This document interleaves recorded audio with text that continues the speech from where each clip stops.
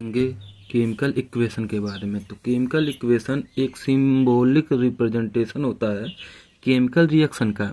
जैसे यहाँ पे आपका एग्जांपल दिया गया है, methane plus oxygen gives out carbon dioxide plus water. तो इसमें मीथेन ऑक्सीजन रिएक्टेंट है और carbon dioxide plus water product है। अब इस मीथेन ऑक्सीजन और कार्बन डाइऑक्साइड वाटर को हम क्या कहते हैं कि इक्वेशन कहते हैं, केमिकल इक्वेशन कहते हैं।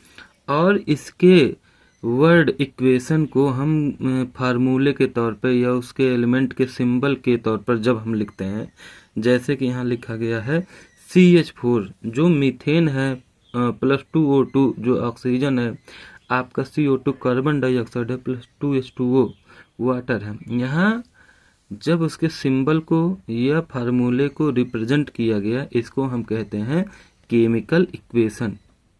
क्या कहते हैं? Chemical equation. अब राइटिंग एक केमिकल इक्वेशन, कैसे एक केमिकल इक्वेशन को लिखा जाता है? तो केमिकल इक्वेशन को लिखने के लिए जो आपका रिएक्टेंट होता है और प्रोडक्ट के बीच में एक एरो का चिन्ह बना होता है, साइन बना होता है। जो लेफ्ट हैंड साइड रहता है उसको हम बोलते हैं रिएक्टेंट, जो एरो के लेफ्ट रहता है। एरो के राइट साइड में, राइट हैंड साइड जिसको हम बोलते हैं, वो आपका होता है प्रोडक्ट। और किसी भी कंपाउंड या एलिमेंट के बीच में हम प्लस साइन का क्या करते हैं, यूज करते हैं। जैसे यहाँ आपका दिया गया है Mg plus O2 gives out MgO। तो यहाँ रिएक्टेंट है, एक है मैग्नीशियम प्लस ऑक्सीजन आपका दिया गया है।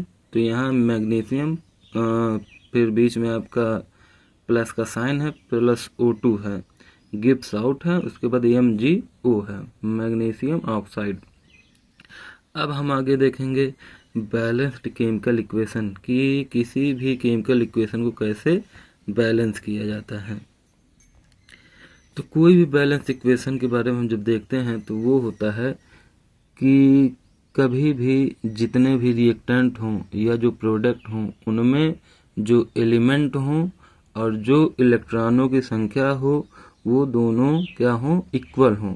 मतलब रिएक्टेंट के साथ भी इक्वल हों और प्रोडक्ट के साथ भी इक्वल हों। उनमें रिएक्शन के दौरान ना तो कोई एलिमेंट ना तो कोई कंपाउंड क्या होता है, खत्म, डिस्ट्रॉय नहीं होता, ना तो कोई नया कंपाउंड, नया एलिमेंट बनता है। तो इसको हम देखेंगे law of conservation of mass के तहत कि मास can neither be created not be destroyed during a chemical reaction. किसी भी केमिकल रिएक्शन के दौरान ना तो कोई मास क्रिएट होता है और ना तो कोई मास डिस्ट्रॉय होता है। इसी को हम कहते हैं बैलेंस केमिकल इक्वेशन।